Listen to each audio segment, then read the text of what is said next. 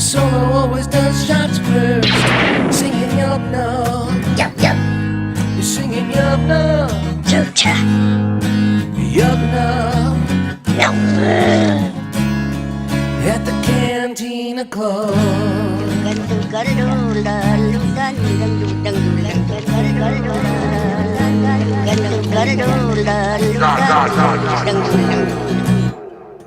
We're moving on to number 8 then, is that right? Okay. Mm-hmm.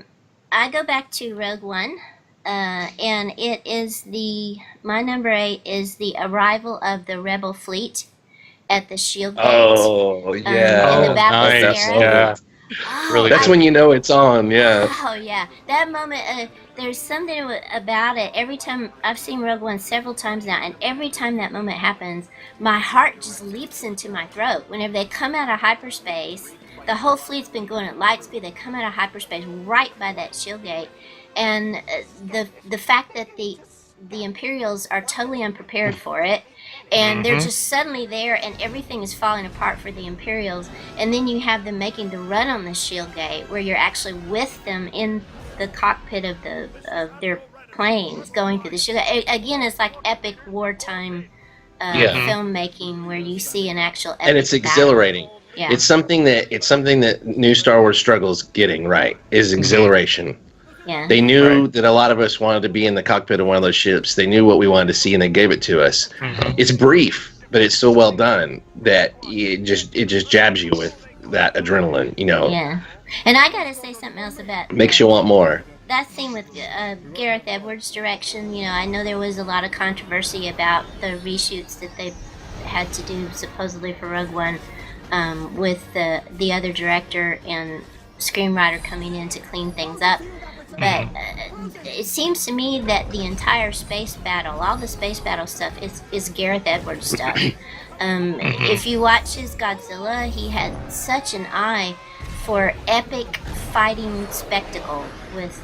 He made the creatures in his Godzilla movie, transforming them from transforming them from a laughing stock, you know, into these things that are actually horrific to watch and make you tremble with the majesty of these things. And I think he captured that kind of majesty in the visuals in the space battle, and I think that was all him. If you look at documentary footage about the making of Rogue One, they show him actually working with the computer programs and laying out shots for that battle sequence. So I really give him credit for, like you said, the exhilaration of those epic visual moments whenever we see the ships in conflict in that scene. So that's just one of the best directed battle scenes, I think, in all the Star Wars films.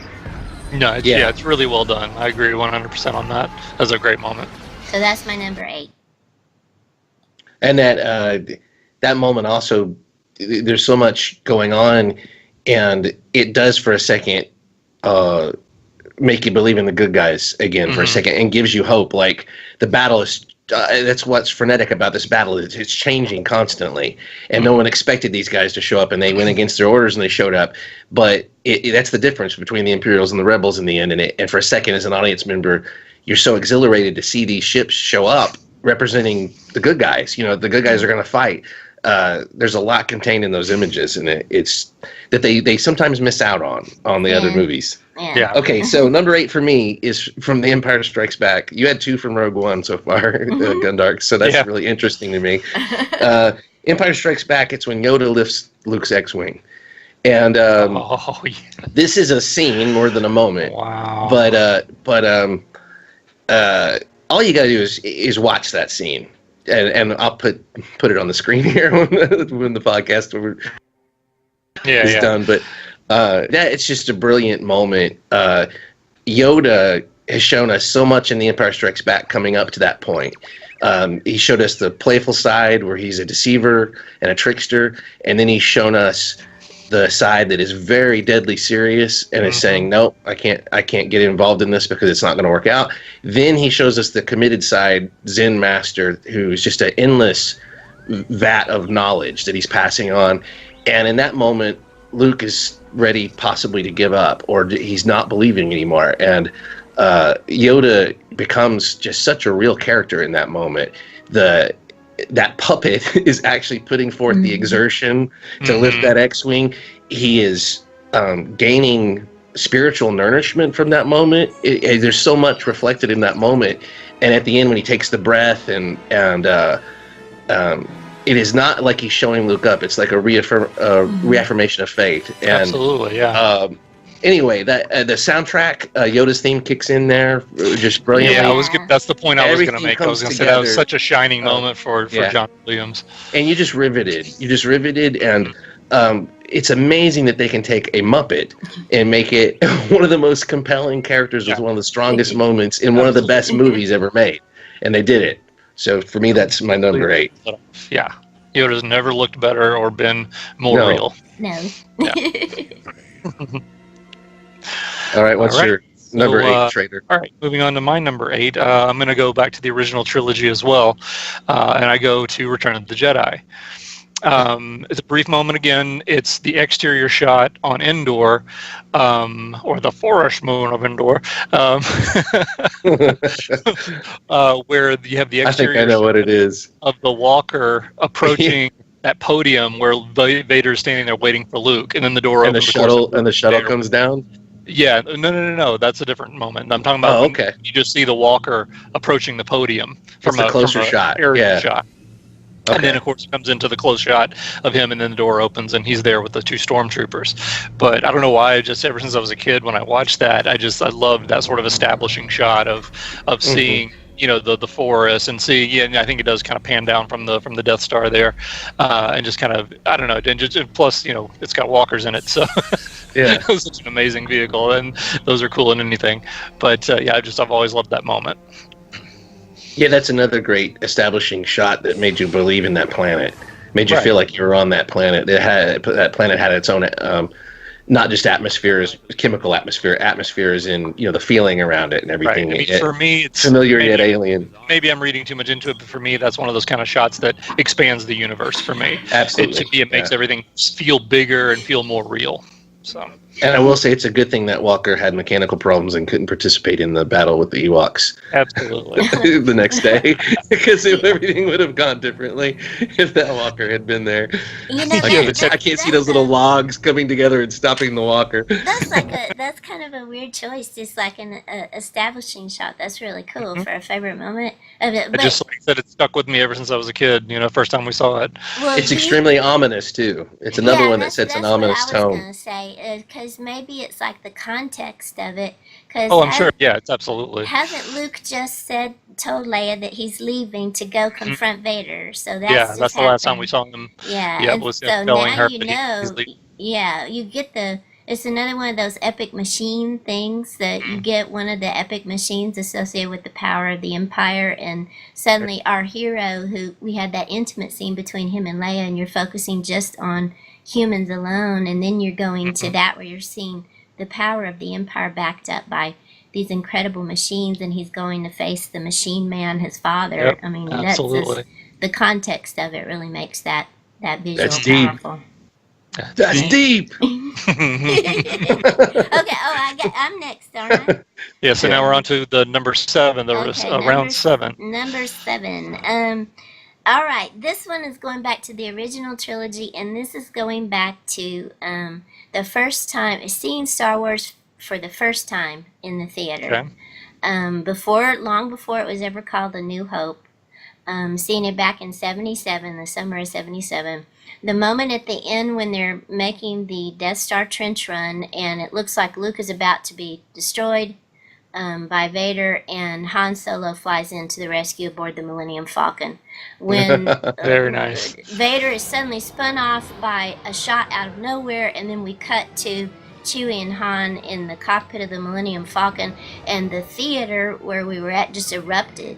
The audience was just so elated, and that's one of the only times where I've just seen an audience lose it in the theater. They just lost it, clapping, shouting. It was probably the first time you ever saw it, too. Yeah, it was the first and one of the few times. So it was a cool theatrical experience to experience it for the first time when that film was new.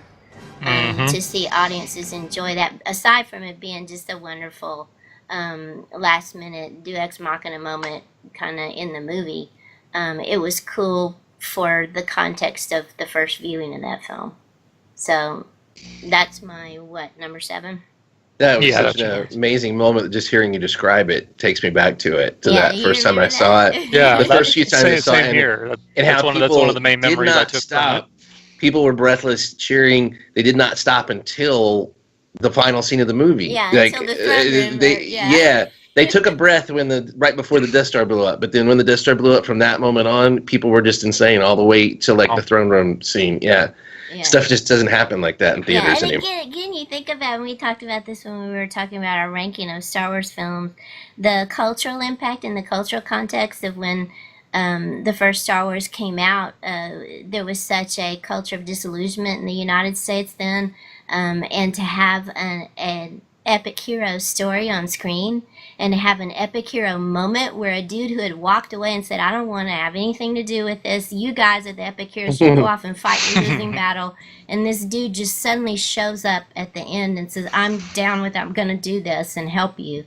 It was one of those moments where it kind of lifted culturally that zeitgeist of disillusionment and sadness, and you felt it with everyone around you. The kind of communal experience, really cool. So and all that's amazing, and how this is how nuanced Star Wars was at its best. How great was it that his wingman collided with Vader because he looked up and saw the Falcon diving at them? That is so World War II-ish. That is such a war thing to do. Nobody would think of that. Nobody. They would have Han do something to throw Vader off. But the fact they were in this enclosed trench and they've been precise maneuvers up to that point, and that crazy maneuver of Han Solo being reckless and diving at them through their whole plan, just they tangled over themselves and ended up losing because of that. Yeah.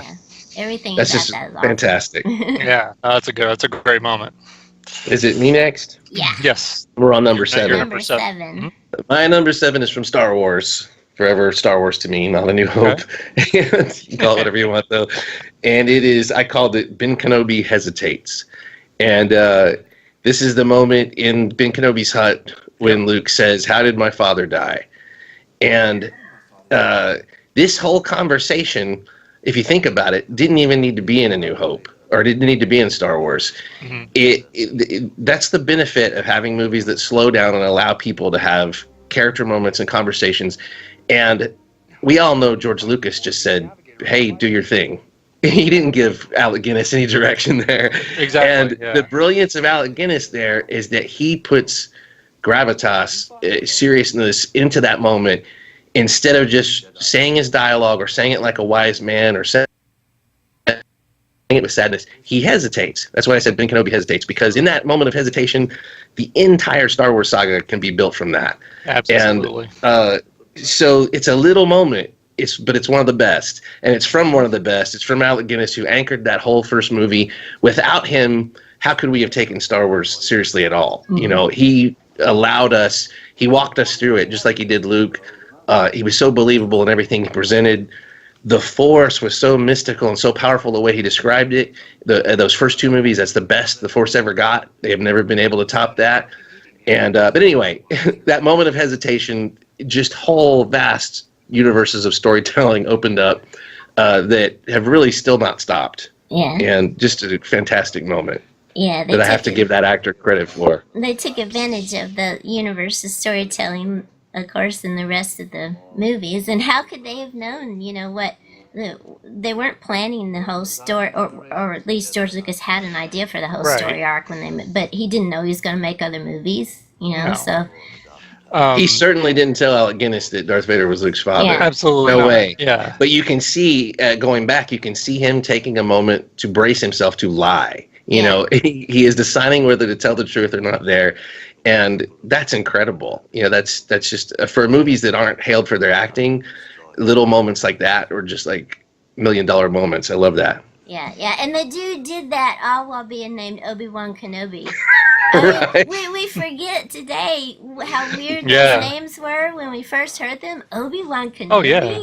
Chewbacca, yeah, what is that? Alec Guinness is able to say, "Oh yeah, Obi-Wan," Obi-Wan Kenobi, not even big Kenobi, and make it fly. That's pretty amazing. That's the power of Shakespearean actor training, I guess. That you learn how to say Obi-Wan Kenobi without looking like a fool. Well, Alec Guinness always claimed that he tweaked a lot of the dialogue, and George allowed him to, and that's part of the reason he got more points on the movie, on the profits of the movie, was because George was rewarding him because he liked how that extra stuff came out and everything. Nice, very interesting. Yeah, it's funny you mentioned that moment because I was listening to a different Star Wars podcast earlier, just a few days ago, and at one point I think the two guys went on for about 15 minutes about that exact moment, about how intense that was and what a huge moment that was. Just that pregnant pause that he has, and that hesitation just opens up the doors completely wide for the entire saga. It sure does, yeah. And doesn't he even kind of roll his eyes a little bit? And he puts his hands physically braces himself. Yeah. Here we go. Yeah. My moment of questionable ethics. I liked the explanation in the Return of the Jedi novelization that Ben gave Luke better than the one that ended up in the movie, where he said, where Luke said, "Why did you lie to me?" And he said, "Remember who you were then, and how could you have possibly handled what the truth was at that point in time." It's a much better explanation than what they came up with. Although it does not explain them not telling him an empire, but that's so that was a plot device. Okay, traitor. Brilliant. All right, for my number, we're on number 7. Yes. Okay. Yeah. On my number 7, I'm going to go to what I call A New Hope. It's just so we all know where we're talking about here. Specify special edition or pre-special edition. Okay, so again, this is from one of those kind of like what Gundark was just talking about. Her first viewing, I remember this from that moment, and it always stuck with me. It's 3PO and R2 crossing the corridor of the Tantive 4 with the laser bolts flying all around them. I just thought that was the most amazing. I just remember being a 10-year-old kid, just jaw on the floor, going, "How did they do that?" And every time I see that scene to this day, I'm 10 years old again, and I just think that's just one of the coolest moments in Star Wars for me. Just watching them just kind of look, and they're just like, okay, and just walk across. And it's actually so about it though. It's so completely out of character for 3PO, right? As far as how his characterization evolved to being the biggest coward ever, like he won't go near anything dangerous. And back then it's like, okay, whatever, just walk across these blaster bolts flying in both directions. I think that moment is kind of symbolic of their whole characterization and their whole role in the movies. That they are in the middle of everything, and yet later 3PO goes, "I think we saw several battles." He doesn't even know. So it's that original concept of the peasants from the Kurosawa movies who are in the middle of epic things, just trying to survive. Gravitas, what was happening around them, and they may complain about it, but when it comes down to it, they do what they got to do in order to make it, and so we just, okay, we're going to go across this corridor. We're going to do it. You mentioned your 10-year-old self. I'm thinking, too, at that moment is like, you got laser bolts, laser guns. When we were kids and saw Star Wars for the first time, you didn't have convincing laser guns in movies, and then you had robots that looked convincing, that looked real, that machines that could do things that weren't of idiotic design. And I think the more to the point, they had personalities. Yeah. Because before they really didn't have much in the way of personality. They were more, the kind of the cliche robotic, I am talking like this, and didn't really have much in the way of human person, and moved very stereotypically, that kind of a thing. Well, just imagine if they had taken the robot from Buck Rogers and made that R2. Just a smaller version of 3PO in a suit. Instead, we had the best of both. We had a machine that looks very machine-like, but somehow emotes all these emotions and makes you connect to it. R2 is one of the most beloved characters ever. And then you have the human character that you can relate to as well, and that can interpret what what the other one's saying, and just brilliant. Yeah. All these moments are great. So that was number 7. Number 7. Gundark. Okay. We're entering our last round for part 1 here. Okay, we're on to number 6, and for me, number 6 again, go back to the first Star Wars, long before it was A New Hope. We all know around here, the Solo always does shots first, singing yup no, yup yup, singing yup no, cha yup no. No. At the Cantina Club.